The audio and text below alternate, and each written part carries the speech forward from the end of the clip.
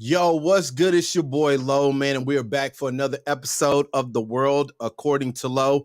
That's right, we are back. Had a short hiatus.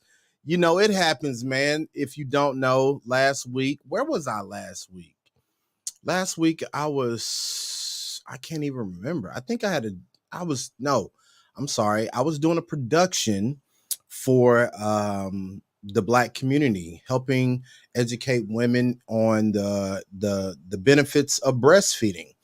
And it was an amazing project. I worked with an all-female crew, minus my team. The client side was all female, and it was an amazing time. And it kind of leads to my conversation tonight. I'm gonna get into that. But I just want to check in with you guys. How are y'all doing, man? If you don't know, my name is Alyx Ballard. I am an award-winning creative director, cinematographer, creative and marketing. I do everything, man. If it's digital media, I eat it. I love it, man. I will even give up the depths of my days to embrace it. I just love creating, man. There's just something about taking things that do not exist and giving yourself time to build something from an idea and a concept. And because of that, I wanted to bring a podcast where I could share my journey. Not just my journey, I could also share the people that I meet along the way. And that's how you get the world according to Lo. And man, I could not do this without support. That's right. No man is an island. No man does it alone. What's the saying? If you want to go far, go with others. If you want to go, very short distance, go it alone. And like I said, I want to shout out the loyalty crew. Matter of fact, let's get that up there, man. Can we get that on the screen? Shout out to the loyalty crew, man, who rock with your boy. That's right. We even got some swag now. You see it. We in there. We showing loyalty, it ain't about me, but you cannot have loyalty without Lo. Let's just be honest. But also, man, we are so loyal to our dreams, our ambitions, our tribes, our families, all the cornerstones of things that make a difference in this world. And man, I'm so happy. I want to say this is episode 80. If you know, we are on our way to 100 episodes. A lot of people don't make it out of what they call, I think they said 85% of podcasts make it or end before they get to 25 episodes, or it's even more than that don't even make it to episode 50. Here we are at episode 80. I'm gonna go on a limb and say 80. We're in episode 80, and we're 20 away from 100. So big ups to being consistent, because I made a vow to myself that I would not quit this thing. And now podcasting has implemented itself into every corner of my life. I'm hosting a podcast at work. It's called Healthcare Self-Care. We talk about candid conversations about how to help our communities get better with our health by doing self-care activities. I never thought I would be talking about healthcare, but here I am. I also have my own podcast. I'm on another podcast with three of my creative friends called Landmass Collective. And because of that, we all share our journeys. We all share our experiences in the creative space. And I say all of that to say this. Sometimes we got to be just able to see where God takes us, to see where the doors open, to see where we end up, where, it may not be the thing we set out to do, but it could be a part of your journey. And sometimes having people to help guide you is just as important as you putting one foot in front of the other. And I have a great guest tonight. I'm going to get to that, but we're going to intro the pod and then I'm going to bring her on. But the journey of how we live our lives is so important. And a lot of you are sitting where you are, unhappy, unsatisfied, and you're not really doing things about it. For you to grow, there's things that have to take place. You have to educate yourself. You have to know more than you knew yesterday.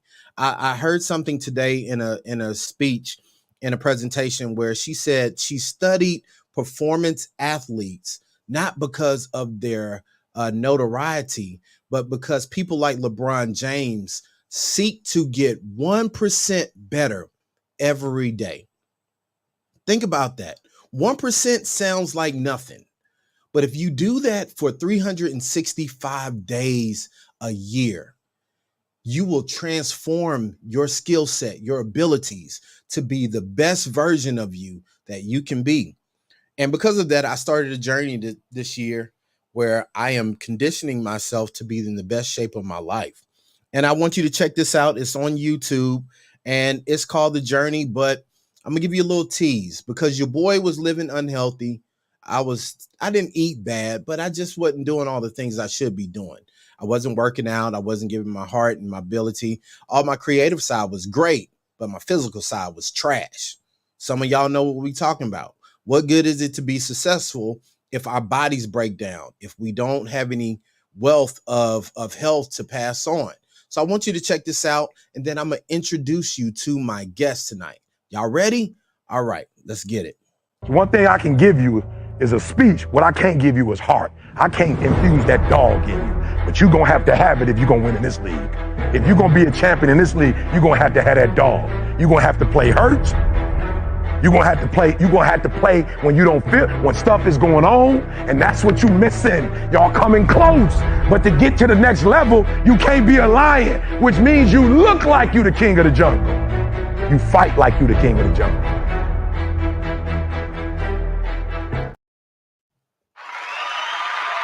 Welcome, everybody listening.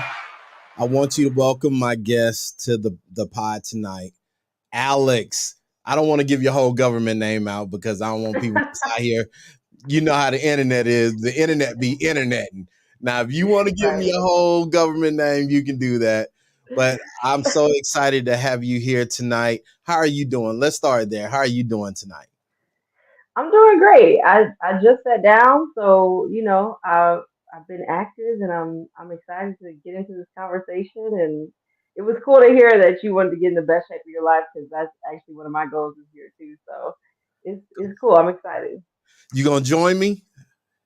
I'm gonna do my best. I'm gonna definitely join you. I'm on my way. Look, I tell anybody because I do not front in my vlogs. Like this week was like week 9 or like 10. And I'm at one of those transitional points where it's rough because you start to lose weight, but your body is resistant to change. And it's a mental like battle, physical battle. And then you have to encourage yourself spiritually to keep going. So pray for your boy. I'm in that stage, but I'm staying consistent because we know on the other side of resistance is change, right? And I'm so happy to have you here because you're changing an industry that has been very set in stone for a long time. Ooh. We're gonna talk about it. We're gonna get into it. Okay. Um, but I want to start out by saying I ask you how you are, but how's your mental? How are you mentally today? On a scale of 1 to 10, how are you feeling, Alyx? I think I feel great. Honestly, honestly, I think I'm on a 10. Well, I'm gonna say a 9 because it can always Improve. possibility for better. Um, but I feel great. I just wrapped up an event yesterday for filmmakers. That was a success, and I'm excited for the future. My mental is actually really good because I found those ways to self care for myself as a creative because we need to actively go out of our way to find those ways. So I found my ways. I've been practicing them for a few weeks, and I'm very, very level headed, and I'm very just excited about life right All right, so I know everybody's listening, like, who is she? What does she do? What is going on tonight? So let's start with this. Tell the people who you are and what it is you do.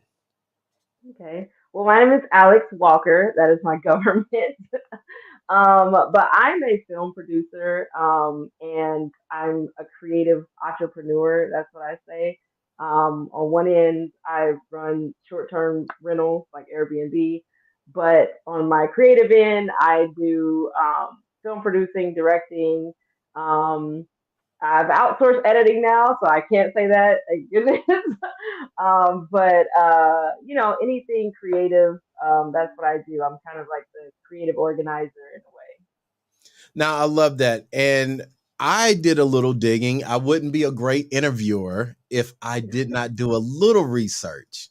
way. Okay. You actually majored in business administration. I did. You did some research.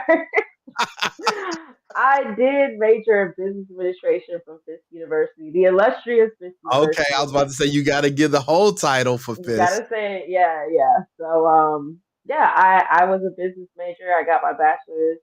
I'm extremely happy that I did as a creative, because it taught me the fundamentals of creating, most of all, like a business plan Yeah. for whatever business venture that I do. So just a way to analyze a business objectively, put it on the market, get loans, talk to banks, what do banks want when it comes to businesses and things like that. And I would have gotten that unless I majored in business, obviously. Now, I want to talk about that because one part of creative side that we never talk about is the need So, for finances. hmm Do you feel like having that background of a business administration degree makes you more of an asset as a creative because you now understand both sides? hmm well, I think as a producer, it does. And as an executive producer, it does. As a creative, I was creative before I knew those things. You know, um, it's. I feel like a producer and like a say a director are actually very different because a producer is more numbers and we see money signs when ideas come out. Whereas a creative is more when money's not an option. It's kind of like anything's possible. So I think it instilled in me of very good skills as a producer and as an executive producer when I'm handling my own money or when I'm handling other people's money. But I don't think that you need it as a creative in general, just to create. I think it's actually important to know how to create things with no money so that when you do get money, then you're able to leverage it in certain ways.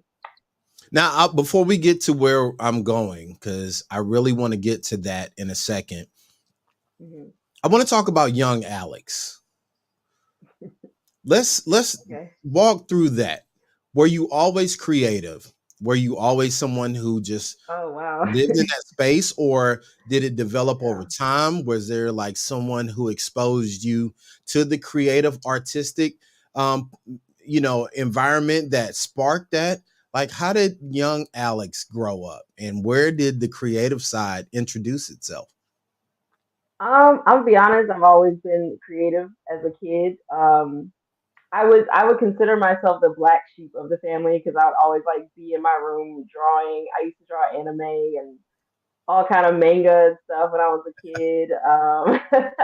I used to watch a lot of anime as a kid. I think that was probably um, like my first introduction to art digitally or on media was cartoons and stuff like that. So I was really into like Japanese anime and stuff like that. But I was always a creative thinker, abstract thinker with how I dressed. I had like my punk rock era as a kid, and it's funny because I went to a high school, we wore a uniform, but that did not stop me at all. So, outside of school, I would experiment with my clothes, and my family would laugh and make fun of me. But I'm like, well, I'm going like this, so So yeah, I think that I honestly, ever since I can remember, I've done something creative.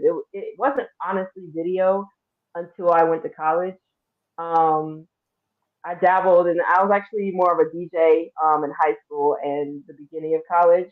But yeah, once I picked up a camera, I was like, okay, this is something. I like what you said, creating something out of nothing. Like literally, it's in my head, and then I make it reality. So I like that whole aspect of things.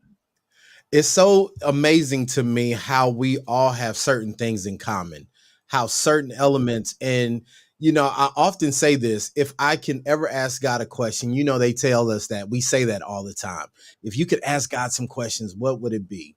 One, of course, would be like, what does it feel like to be the ultimate creator? Because dude Yeah. is amazing. Like, all that's another question. But another question I would have is, were music and all of these things that we all gravitate to like the equation to be a creative? Because a lot of us have music backgrounds. We all love anime, like we are all drawn to anime, right? Yeah. Hmm. And then like there's this undying appetite to keep creating more. Like if I was broke, I would create. If I was rich and wealthy, I would still create.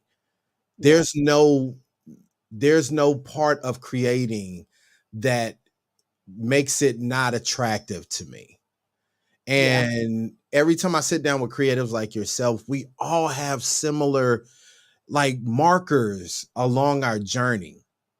So it's always interesting to me to see that we all love the same things. Hmm. And I want to ask you this because you say you felt like the black sheep in your family. I can't say that. My parents really nurtured my creativity from a jump. Do you feel Hmm. like maybe your family, or let me ask, did your family embrace artistic creativity? I think they did. I honestly think they didn't understand it enough to really say, "Oh, you should do this." Like they tried to get in my drawing books and stuff. I was real private as a kid, though. I'd be like, "Oh, look at my drawings," like just being weird. But I think my parents were, I forget the name of the generation, but they come from the generation where you gotta go get a job. My dad was the first in his family to go to college.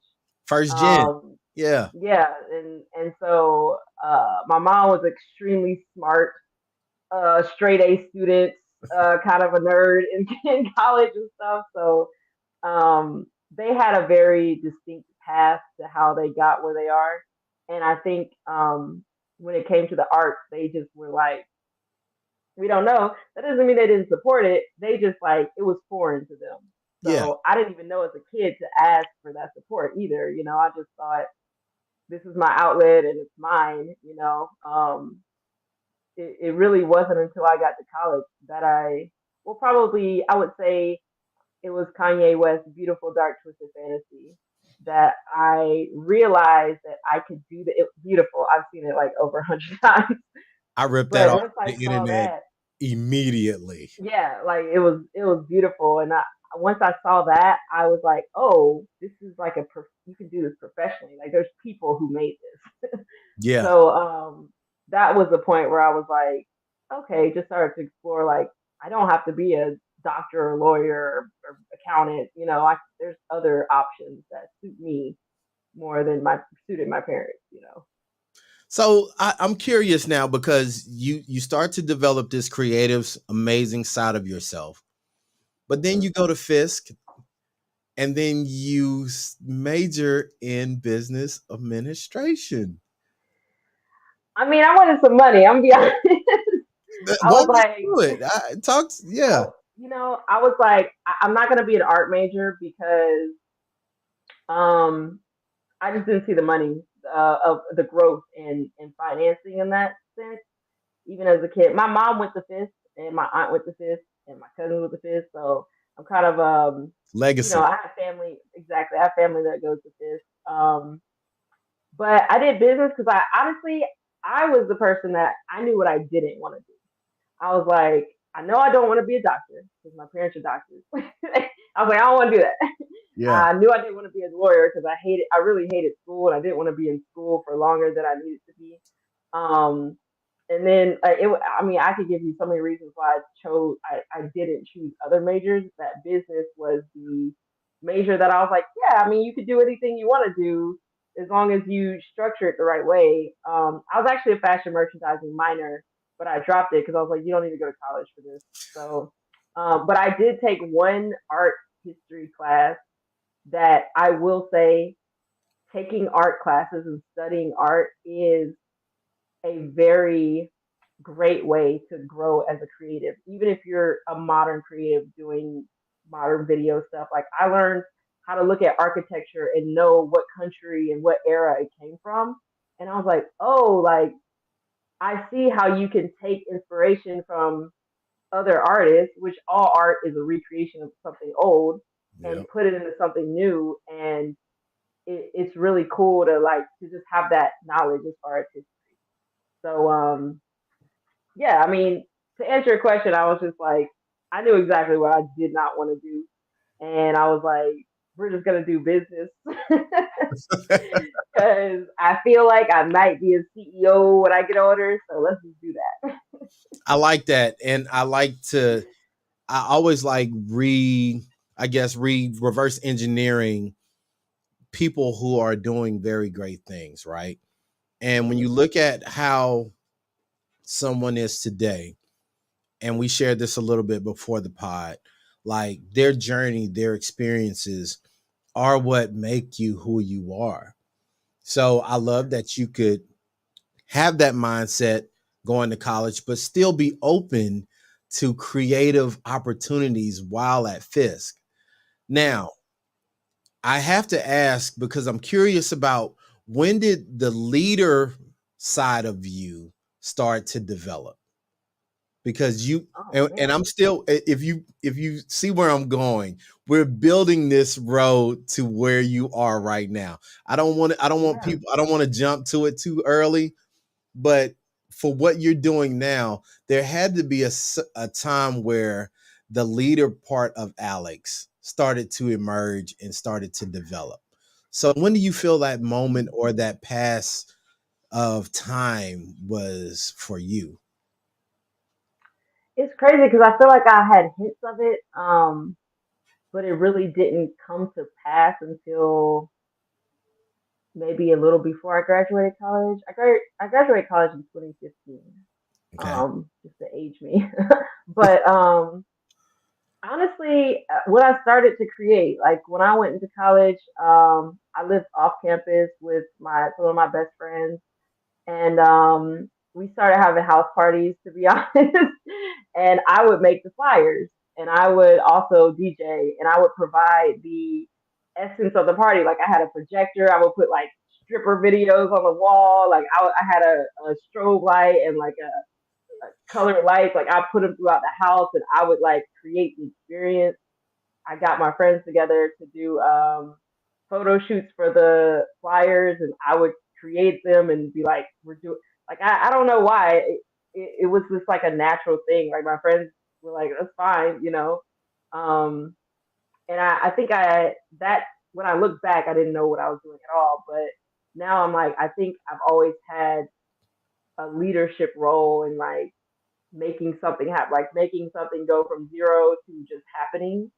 Um, that's just what I've done. But I will say I was also forced into the role after I graduated college because I didn't have a job. I was like, I mean, I had a little side job or whatever, but I was like, it's either work for a bank, work for something that I really did not want to do, or I just go like full throttle with this. So when I graduated, I was shooting full time. I mean, I was developing my production company, um, building my portfolio. I was doing a lot of weddings at the time, so I was like building a wedding team.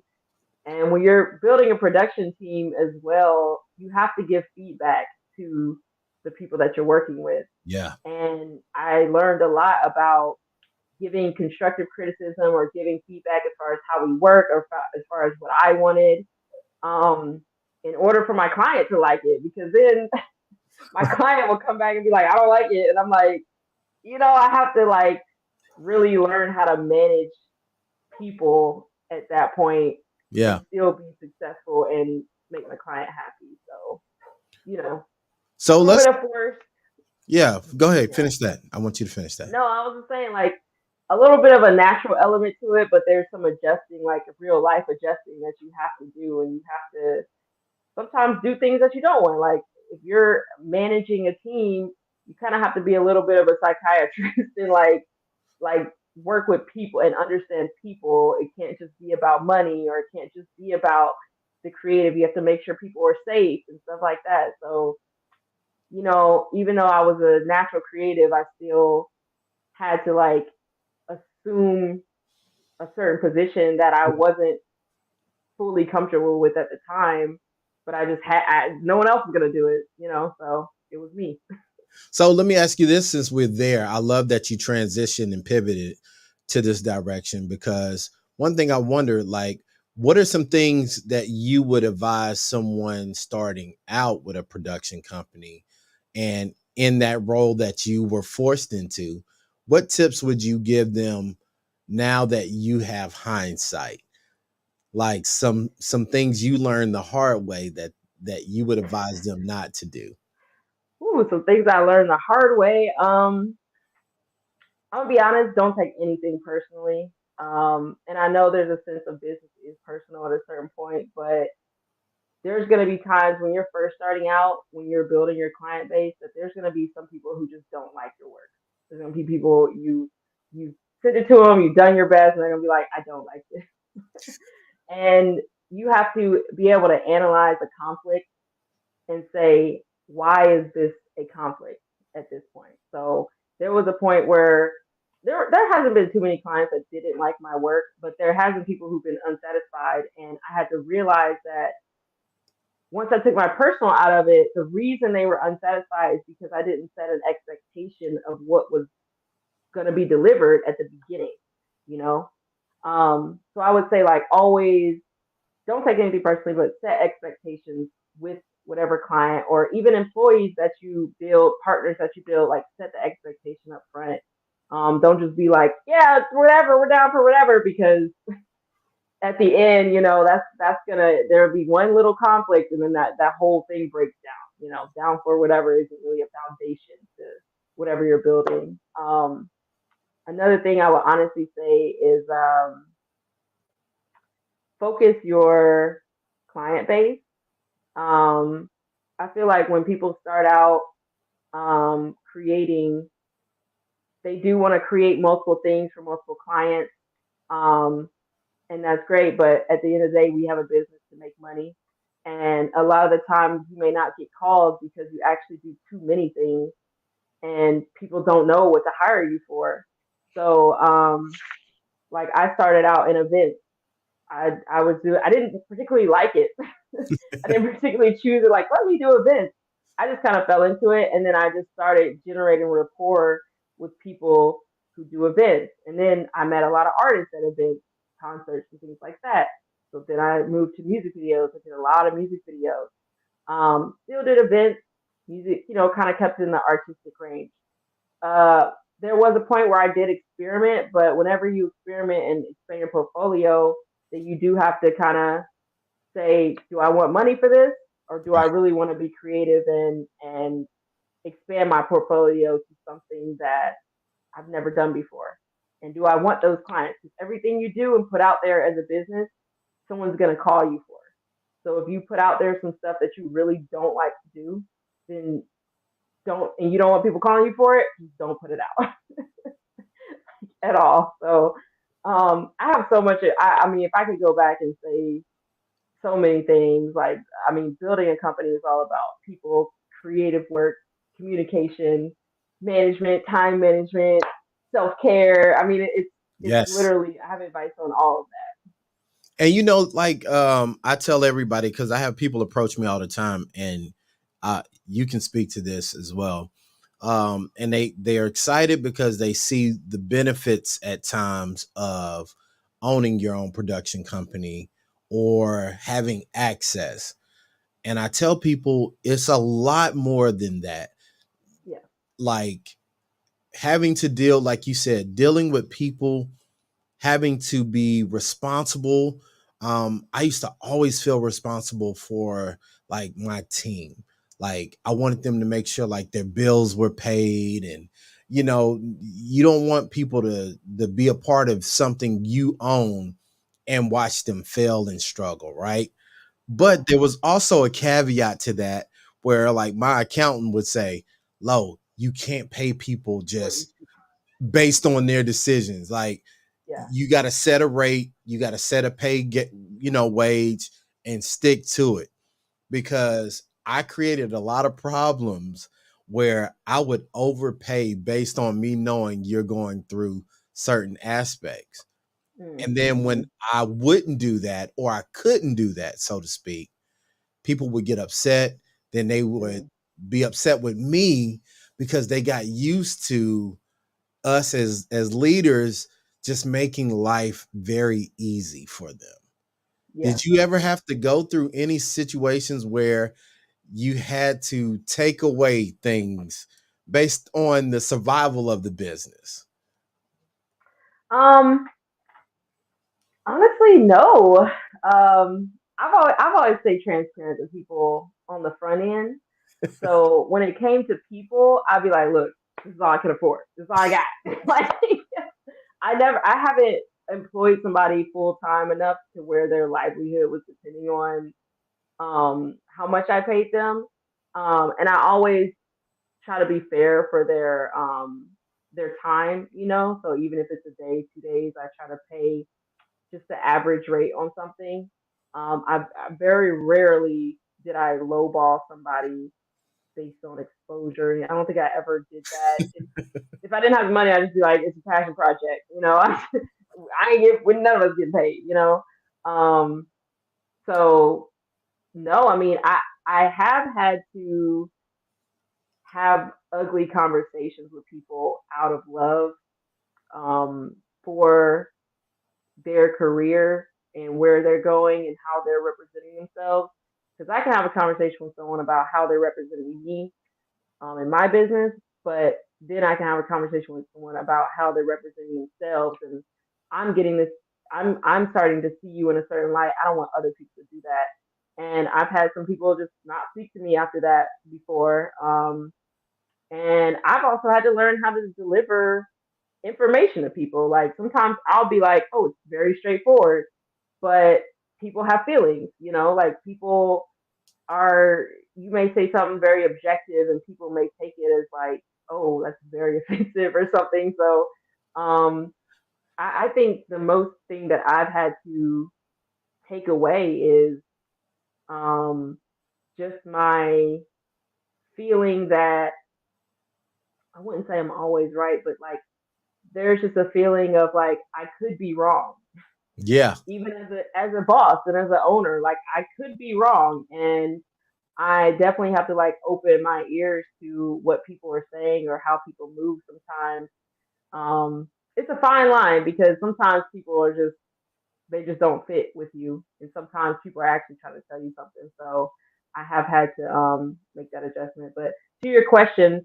an even closer thing would be I've had to let go of clients that weren't suiting the way we worked, and I at the time I put up as much boundaries as possible. I would say also paperwork is very important when it comes to this. Um, but yeah, you can definitely get your paperwork squared away. But I've had to tell clients like I can no longer work with you because I can't deliver the best product Yeah. for what you are willing to deliver. Like it's a give and take, and I had to have the hard conversations that I just can't work with you. I'm That sorry. Um, I'll yeah, say this real quick with you on that. My business began to explode when I began saying no to clients like that. yeah, Those clients who want the most and don't want to pay what it takes are the biggest headaches yeah, that you can have. And oftentimes, will jam you up from the business you need.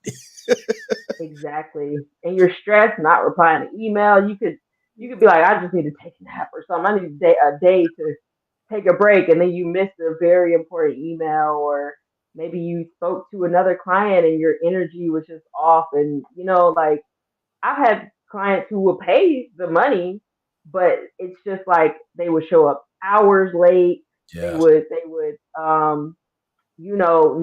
not be not make good decisions before being on camera sometimes, and it's like, okay, you are wasting our time. Yeah. So it's like I really try not to take things personally, but I also understand we have things that we need to get done and we're here to shoot. And if someone is just kind of playing around and um, I don't Yeah. know, just being not the best client, I will tell them like I can't. We'll finish this project. I'll be very fair, but I can't continue to work with you on this.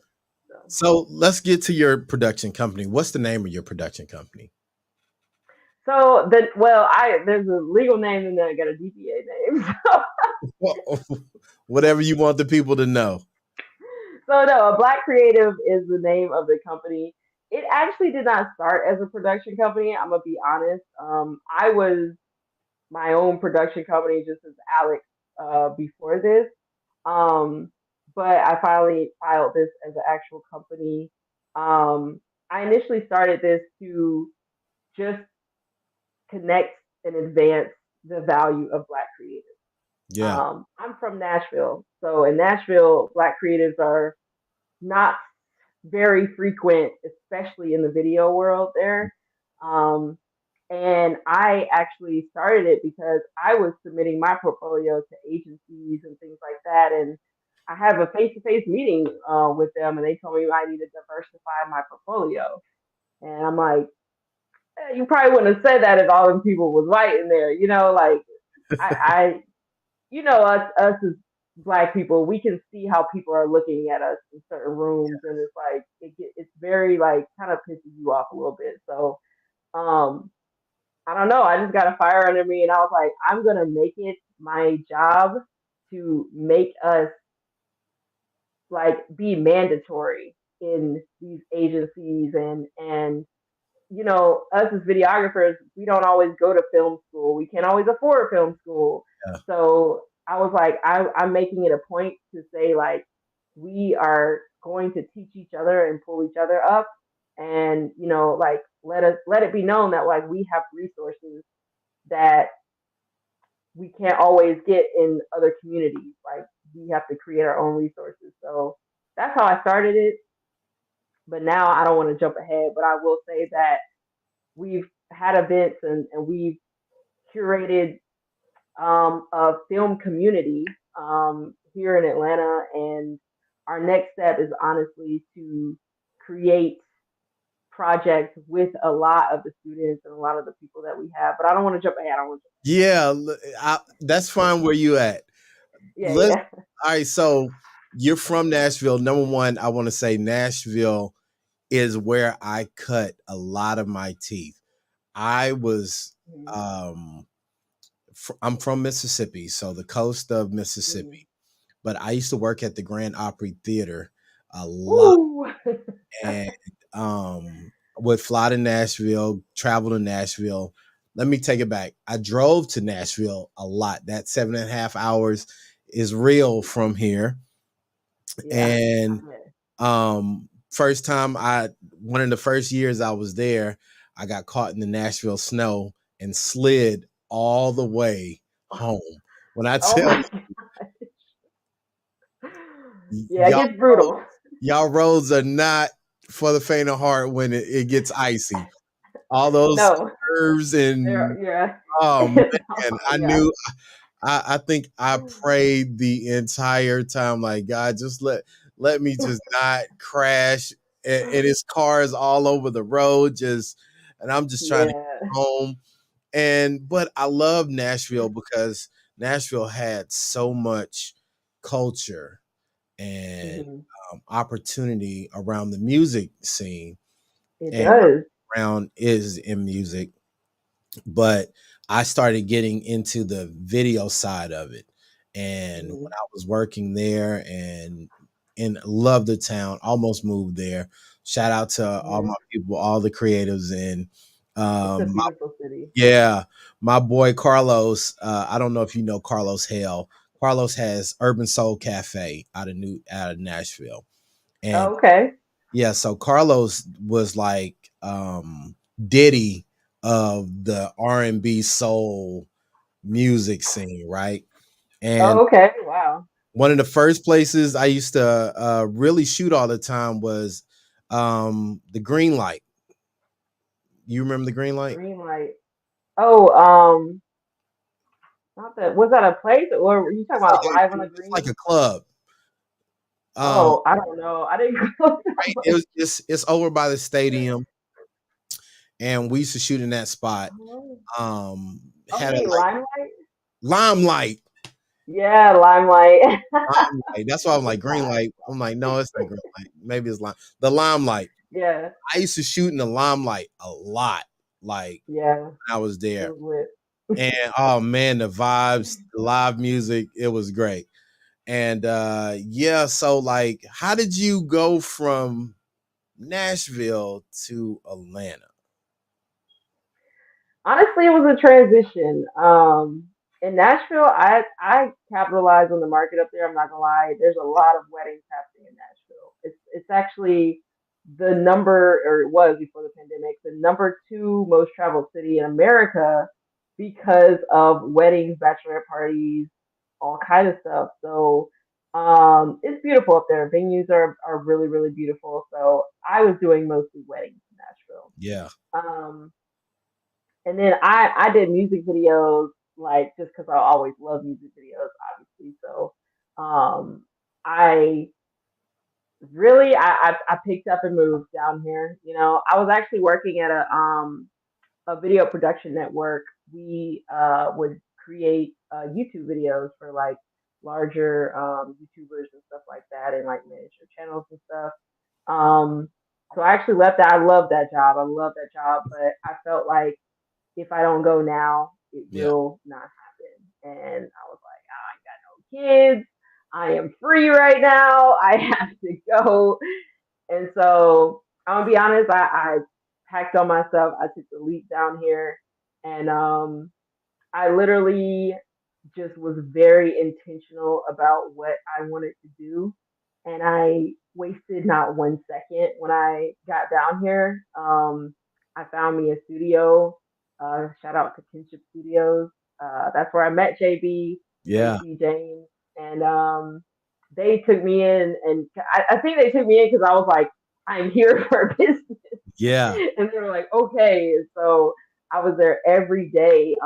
Sometimes I would like literally sleep over there because I was there so much. Like I was like, why go home when I should I'm gonna be be right here? back. Yeah, And yeah, I was just like, I do have a business degree, so I can help y'all with y'all's business stuff.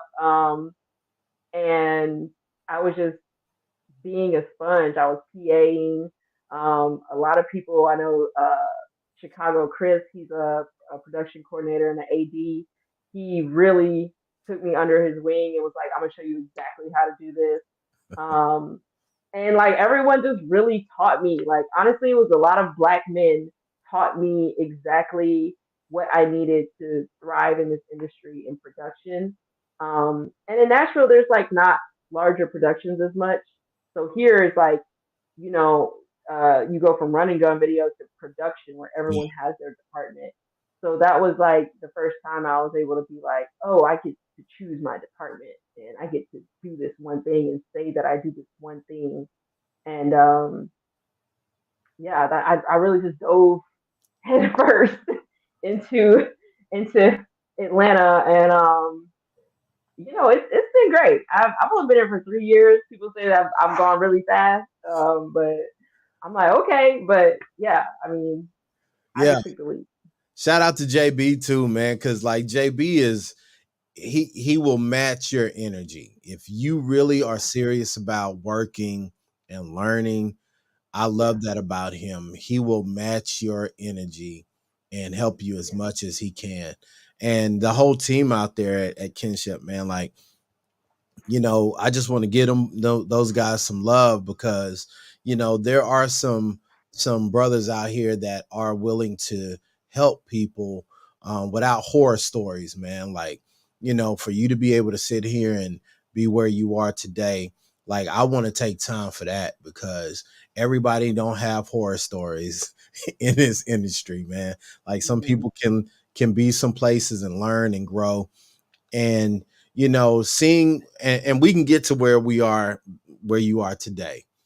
So you I came across something where you are champion creating more of yourself as a black female creative filmmaker, Hmm. film industry. Hmm. Let's talk a little bit about that.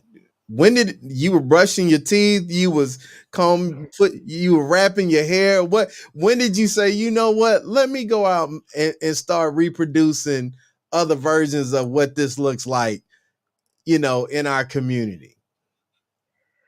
I'm gonna be honest. I was working at Kinship. I was working under JB. I was in the camera department with him. He was teaching me everything he knew, and I was like, why don't you just like teach this to other people? And he was like, I mean, I kind of did, but you know, I ain't got the time or whatever. JB is not the structured, organized guy. He Yeah, is gonna put the work in. He will wake up at 5 a.m. and go to sleep at five, what 4 a.m. the next day. Like he will work, and he's very, very technical about what he does with his hands yeah, on. But like planning abstractly, that wasn't his thing. And I was like, well, what if you like planned it, like really made an event out of it? And I was like, I'm a hands-on learner. I hated school. yeah, I only went to college for my parents' sake. So I was like, why don't I need there needs to be a hands-on way to learn this stuff that people have access to. And that's where we created Plug In with JB, which is a community event. So Plug In with JB happened. I think we've done 5 or 6 workshops or something. And these are hands-on camera lighting workshops. There's women that come through and they learn, and I connect with them because obviously I'm a woman, and they're like, I see you literally around all these guys. You're the only woman. Like I need to connect with you. Anyway, so after a few years, it's funny because one of well, I don't say my students, but one of the students say for the workshop, it's one of your students. well, Own she it. went to she's like a colleague to me, so I'm like, but she actually went to the workshop. I got to know her. We're good friends now. She, one of my other colleagues in the industry who I've met, like we ran into each other at Kinship.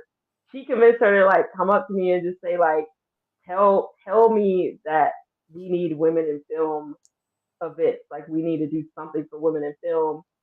And I was thinking about it, but I'm wrapped up in this. I'm like, I didn't I'm not really around women like I am men all the time. So like I didn't think that it was that necessary. I thought whatever I was feeling was just what I was feeling as far as like being a woman in film and stuff. Yeah, So once they actually came up to me and was like brought me the idea, it was actually for a podcast. And I was like, I don't know. I feel like I don't want to do a long term podcast because I don't even know if people want this. But they were like, we need to do something for women in film. And so I was like, all right, let's do an event. Let's do this. I would say, and I always like to make something different. Like I've had social anxiety before. I know I like come off as like a leader and stuff, but like I literally I've passed out in public places No, because I had so much social anxiety. So I was like, I want to create a networking event, but also for people who are like shy with anxiety. So I was yeah, like, let's do speed networking. It's like fast, you get to the point, but also we have screenings so that when you do feel a little anxious or you want to just like go to like watch people's work, you can go to another room, sit in the movie theater, watch a little bit, recharge, come back. So I was like, let's do it. And we did it. Our first one was in October, and it was like a huge success. Um, and yeah, like I got so much feedback from people saying like you have to keep doing this. Like, and when I tell you like these workshops, people have moved down here after coming to the workshop. Like lives have changed. I mean, I didn't know that what I was doing was gonna really. I was like, we need to teach people stuff, but it just wasn't in my mind that I was gonna actually change somebody's life. Like yeah. I don't know why that didn't cross my mind, but we've had multiple students move from across the country here after taking the workshop. We've had women at the Women in Film events create actual projects, sometimes for their first time. There's that I built up the courage to finally produce this thing. We've connected with other producers and we've actually created productions and films from the event. So it's just like really cool to like create these spaces and then seeing actual things being existing because of something that we just really have people in the room for. I love that y'all are educating as well as equipping people to go out and get like viable work, because Yeah. we were talking about this at one of our networking creative meetings, and one thing that I've always had an issue with is a lot of people will sell you on education. Oh, buy my Yes. course, do this. I've been sold to and fell for it many times. Yes. And then you're holding this blueprint like, okay, so like how does this get me to work? But to Yeah. have somebody that takes you not only through the education, but says, hey, let's get a little on the job training as well. Let's get you in a Yeah. practical situation. Let's teach you the lingo, teach you who you need to connect with if you want to do more of this. If you don't like being a grip, okay, cool. Well, maybe you do like being a PA, or maybe you like working on scripts or writing or the camera department. Let's figure out where your place resides. Mm-hmm. I had a classmate when I was in film school who ended up doing interior design on sets because Mm-hmm. they just realized I've always liked making stuff appear in timepieces, or making this couch vibe with this, and set design and different things. All of it's a place. It's all in the film industry. Like I tell people all the time, if you're a handyman but you love music like movies, we have a department That's for a you spot for too. you. Yeah. Like, Exactly. and there's so many facets of the industry that a lot of people think if you aren't touching a camera that there's no place for you. No, there's tons of room. You just got to Mm-hmm. figure out. But I love that you guys are exposing them to so much of it, but then helping them actually become a part of a working crew and Yeah. productions. Now, how does that Yeah. feel for you to see your colleagues come through and then be placed, like working? I mean, I'm gonna be honest. It feels like it was like they were supposed to already be doing that. So I'm like, I'm not surprised because I'm like, you're supposed to be there. You were already capable. It's really just about having the confidence and having the network to be able to do it.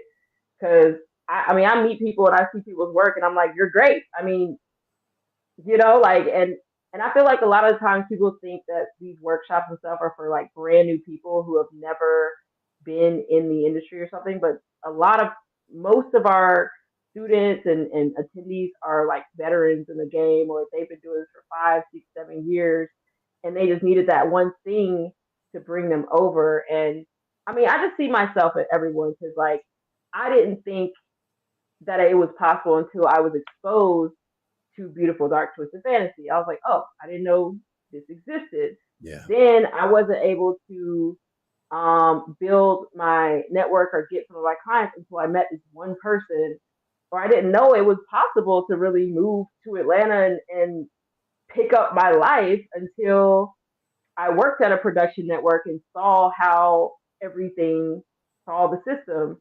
So I think like I think it's all about confidence, and it's less about like technical, yeah, but we all know that there's people in high positions who don't really know nothing about what they're doing. Yeah. But it's just having the confidence in your network to know that you can move. I can move from department to department if I really like. I can change my life if I know who to call. You Yeah. know, I can say if I'm set deck or set designer and I'm like I want to direct. I know if I have confidence knowing that my network is going to support me in doing that, I'm going to do it. The main reason that we don't do things and we don't move our lives in certain directions is because we don't feel confident that we have support in those departments. People don't quit their jobs because their parents might disown them, or they won't make any money, or they'll lose support in some type of way. But that's been my motto of life. Like I am like so anti fear. I'm like that does not exist. And it's like you just have to keep being reminded of it. And your network is really like other people. There's God and other people. Yeah. So you have to like keep connecting with God and other people, and find these people consciously and let them pull you to where you want to be. And so when I see students and people moving and getting this full time, I'm just like you are wherever you're supposed to be. I don't feel like I did anything. I'm like I just unlocked the door. I just opened it. That's literally all I did, and they do the rest. So um yeah, I want to do it more because I'm I see me in everyone. So I'm like if they made it up there, then I'm like that's me. That's me up there too. And I can call them because I'm like I need a job. That part. So I'm like there's so many more people for me to call because you know I've touched those people. So that's it. It's just everyone, these Black creatives are where they're supposed to be. We just need sometimes a different outlet than non-Black creatives to get there. I love that. Now, let's talk about how can someone that's listening who's interested in connecting, who's interested in being a part of this movement of learning, of being empowered, how can they find out more information about your events like you described? I would definitely tap in with us on Instagram. Um, a.black.creative on Instagram. That's where we put out all of our openings for different events, workshops, networking events, screenings. We also look for interns as well sometimes. But I would say if you want to know as soon as possible, because a lot of the times these workshops we try to keep them lower numbers if it's hands on because we're trying to make personal connections. So a lot of times and I have this conversation all the time when they go on social media, people are like, I try to click it and the ticket's not available. And I'm like, I know because they're gone. So I would honestly say go to ablackcreative.com and sign up for our email list because we send internal emails about this event like a week or so before it hits social media because we're very adamant about our internal network. Like that's where we thrive. So, join the film fam, be a part of our network, emails. That's the main way we can share information. Social media is cool. We do stuff on social media as well, but stay tapped in with us because you know I, I meet new creators all the time, and I'm like, you definitely should do a workshop. You definitely should teach these people. And I'm always trying to look for new opportunities for people, and people on our email list are the very first to know. So let me ask you this: are you willing to travel? Let's say someone says, "I'm in a market. I may not be able to get to Atlanta, but there's people of us here in my area that would love your assistance. Do you travel? Do you Are you willing to?" So as of now, right now, we do not. But we've gotten so many questions. We got a lot of people from Mississippi, probably because of JB. We got a lot of people from North and South Carolina, a lot of people from Florida, and also like DC, Chicago area. We have a lot of people who come and they will fly here. And so we're like, okay, there is going to be a moment where we're like, we have to take this other place. We've already had those conversations. It's just about finding the studios and finding the resources out in those states to be able to do it. But once we got those, there's no reason not to. So that is something to suggest. Maybe we can work together to get it going. Yeah, I that's what haven't JB said. yeah, yeah. I was like, I mean, when people ask, I'm like, what? Do you have a venue? I'm like, I need those resources. So, yeah, if anyone wants to bring us to their state and their city, just let us know what resources that you know of that are available, Yeah. and we will make it happen. So here's what we'll do. We'll use Mississippi as a ground uh, test, right? So Okay. you and I will figure out what the checklist is of things that need to be available for the mobile version plug in with JB to be on the road. We'll be the Yes. first catalyst of the road trip tour, right?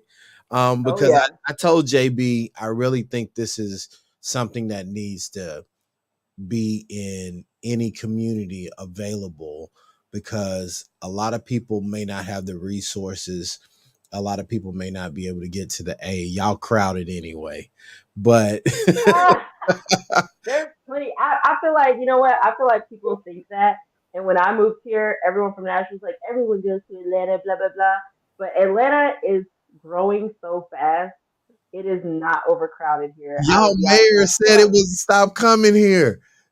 no, people are haters. People have negative energy. They're haters. I've didn't never felt like there's too many people, and the reason they say that is because everybody is hustling here. I Yeah, will say, coming from my city, Nashville, people are very relaxed in Nashville. Here, it's like you will learn how to hustle. When I first moved here, there was a man with one arm and one leg talking about, "Can I help you put that stuff in your car for some money?" Like I'm like, you can't out hustle the people here. yeah, So it's honestly this city. That's why they say it's crowded because everybody is doing something here, and it can teach you a lot. Whether you want to come here and go back home, take it home. But I wouldn't be. These events wouldn't be happening if I wasn't here because it's like it's just so much hustle that happens, and I know that the people who come are like very serious because they're like, this is a city full of hustlers, you yeah. know. So, Y'all the new yeah, Detroit, we'll bring man. that mentality, huh? Y'all the new Detroit. Everybody I trying mean, to make it. honestly, and yeah, I'd say if you want to come to Atlanta, come on down. It's a very open city. We was open in the pandemic. Yeah. We out here. So Now listen, I know you just shared all of that. Is there anything else you want people to know before we get out of here? I want people to know that this Saturday, Women in Film, we are having our next speed networking and screening event. So all women in film this Saturday, March 18th. Please, please come. We have mimosas, we have charcuterie, we have networking. It is a vibe, okay? I will say, like I always tell people, it is a vibe there. But we also, for Plug In with JB workshops, we will have a free workshop coming up next month. I can't drop the date on that yet, but our next workshop will be free. So you will tap in via Instagram, but also our email list because I feel like it's gonna kind of overfill up, so I It's gonna probably am gonna. overfill up. Yeah. Yeah, so I would say have to get in our email on that because I'm gonna have to close those slots probably pretty fast. Yeah. But this Saturday, Women in Film, let's go. Now, where will it be? I don't think you said that. It will be at Ecom Spaces. It's right by the Mercedes-Benz Stadium, so it's very very central Atlanta. So plenty of parking. You know, A it's a vibe. vibe. But tap in with me too. My Instagram is yes Alex, yes ALYX. So I also do on my end I do content like social media content for clients, business content for them, everything like that. So tap in with me too. Hey, y'all tap in with Alyx, man. She is moving and shaking, and I love the work that you're doing. And I was so Thank excited to you. have you come on as a guest because, like I said, everybody's not out here lifting as they climb, but here you Mm, are doing the work and still making room for other people. And that always will be welcome in the world according to Low. So thank you again, man. I appreciate your Thank time. Y'all you. check it out. JB told me I have to come to a workshop. So I You am have definitely to. coming. And maybe we'll do a pod with both of y'all while I'm there. Because Please JB, do. I was JB's first podcast he was on, and now he all over the place. So I Right. told him we gotta pick up a part two, man. But if you're Come listening, through. man, y'all go follow Alyx.